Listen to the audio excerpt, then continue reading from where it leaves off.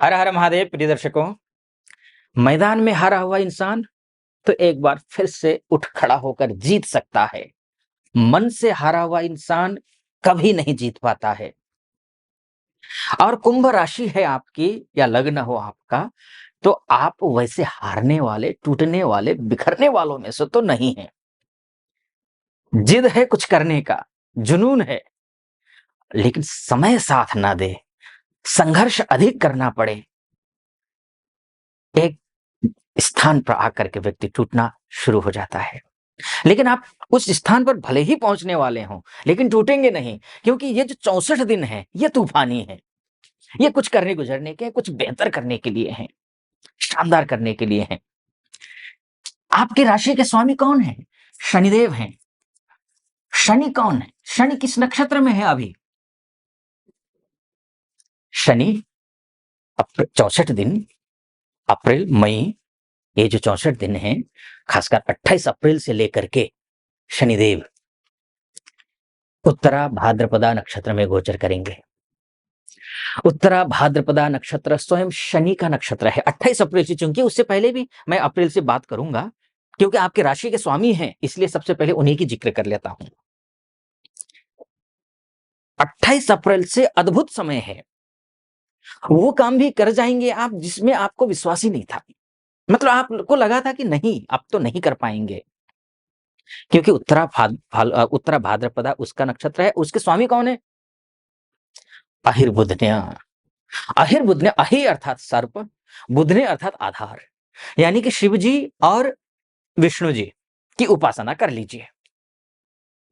शिव जी, विष्णु जी की उपासना कर लीजिए। ये समय आप क्वालिटी समय बनाएंगे, बेहतरीन समय बनाएंगे, ये है। लेकिन मैं बात शनि की केवल नहीं करूंगा, यहां पर जो पंचग्रही योग बना हुआ है इसकी भी बात करूंगा। पंचग्रही योग किस राशि में जाकर के बना हुआ है? ये मीन राशि में। मीन राशि किस ग्रह की राशि है? गुरु की राशि है। और धन, पैसा देने वाला ग्रह कौन है?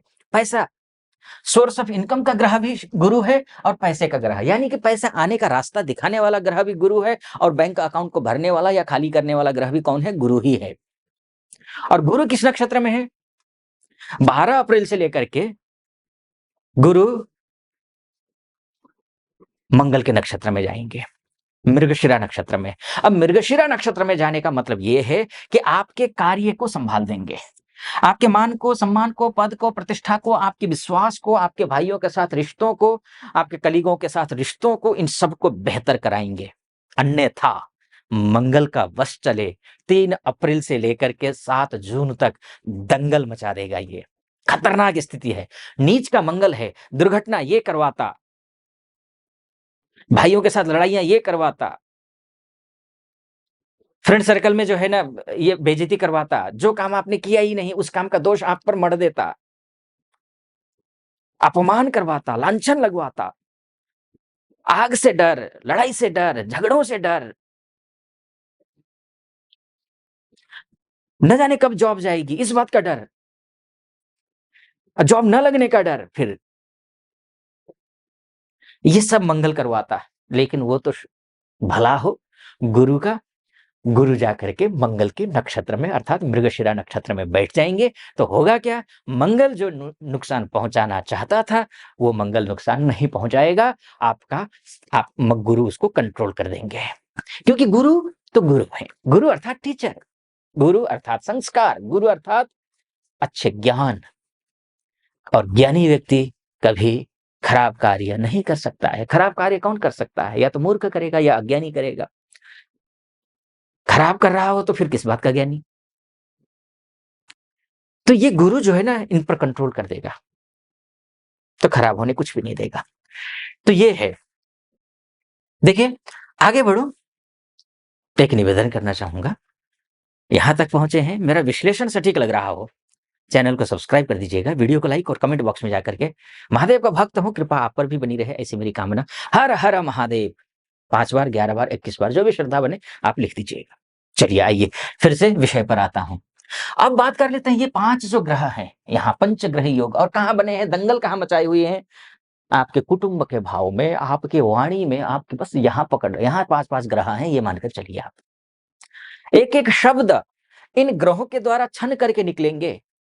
अब यहां पर पिशाच योग भी है, जड़त्व योग भी है, प्रेत बाधा दोष भी है, श्रापित योग भी है।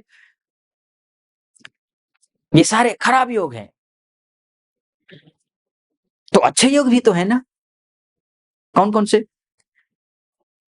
बुधादित्य नामक राजयोग, शुक्रादित्य नामक राजयोग, नीच भंग राजयोग, लक्ष्मी नारायण नामक राजयोग। ये सारे राजयोग पैसा, संपन्नता, समृद्धि के साथ साथ में पावर देने वाले योग हैं।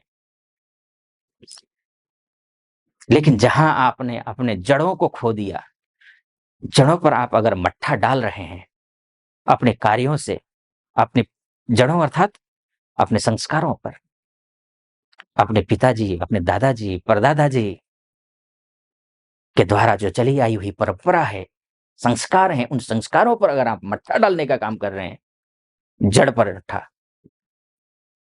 तो फिर ये जो खराब योग मैंने बोला ना आपको, पिशाच, धूर्त, श्रापित, ये सारे योग एक्टिवेट हो जाएंगे आपके लिए। ये 2 महीने, ये 64 दिन फिर मुश्किल भरे हो जाएंगे। इसीलिए शर्तों के साथ मैं कह रहा हूं, अगर आपके आचार विचार संस्कार सही रहे तो ये समय शुभ योगों को ऊपर उठाने का है, उनको मजबूत करने का समय है, अशुभ योगों को शांत करने का समय है। अशुभ योग तभी शांत होंगे जब आपके आचार विचार अच्छे होंगे। तो ये ध्यान रखिए। ये एक बात हो गई। अब देख लीजिए कौन कौन से सूर्य राहु, माफ कीजिए, शनि राहु पिशाच योग। क्या खराब होगा? पैतृक संपत्ति को नुकसान पहुंचाएगा, या फिर पैतृक संपत्ति अगर आपकी है तो उस पर किसी और का कब्जा हो जाएगा, या फिर अपनी वाणी के माध्यम से दुश्मन बना लेंगे लोगों को, किसी को भी, चाहे प्रोफेशनल लाइफ में हो, चाहे पर्सनल लाइफ में हो, चाहे समाज में हो, चाहे परिवार में हो। ये होगा। दूसरा योग जड़त्व नामक योग है।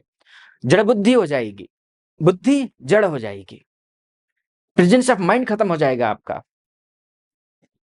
लेकिन चिंता की बात नहीं है, कुंभ राशि के हैं ना आप। कुंभ राशि के व्यक्ति के अंदर अपार क्षमताएं होती हैं, अपार क्षमता।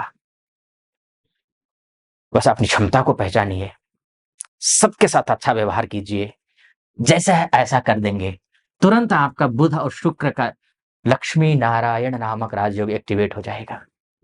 जैसे ही ये योग एक्टिवेट होगा, क्या क्या मिलेगा? जहां श्री हरि का वास होता है, जहां पर प्रभु का वास होता है, भगवान विष्णु का वास होता है, वहां पर माता लक्ष्मी का भी वास होता है। स्वभाव से लक्ष्मी जी गमनशीला है, मतलब स्थिर नहीं है, अस्थिर हैं, आती हैं जाती हैं। लेकिन जहां विष्णु जी होंगे वहां तो बैठ जाएंगे। वही योग आपके कहां बन रहा है? आपके तिजोरी में बन रहा है, आपके बैंक अकाउंट में बन रहा है, आपका अकाउंट बैंक बैलेंस वहां बन रहा है। ये अच्छा योग है, बहुत अच्छा योग है। ऐसे ही बहुत सारे योग और भी बन रहे हैं, लेकिन समय की एक लिमिट है। ज्यादा लंबा वीडियो हो जाएगा, आप भी लंबे ज्यादा वीडियो तो पसंद करते नहीं है। मोटा मोटे तौर पर मैंने आपको बताने की कोशिश की कि ये ग्रह इस नक्षत्र में, इस राशि में, इस भाव में जाकर बैठेगा तो ये आपको फल मिलेगा। एक्चुअली आपकी कुंडली ही आपकी तस्वीर है, आईना है, डीएनए है। आप अपनी कुंडली दिखाना चाहते हैं, महिला हो या पुरुष हो, देश में रहते हो या विदेश में रहते हो, तो नीचे नंबर है, उस नंबर पे कॉल कीजिए या फिर व्हाट्सएप कीजिए, मेरी टीम से बात कीजिए, अपॉइंटमेंट ले लीजिए, मैं स्वयं आपकी कुंडली का विश्लेषण करूंगा। सटीक लगा हो सब्सक्राइब, लाइक और कमेंट करना बिल्कुल मत भूलिए। आप खुश रहें, प्रसन्न रहें, महादेव की कृपा आप पर बनी रहे, ऐसी मेरी कामना। अनुमति दीजिए। हर हर महादेव।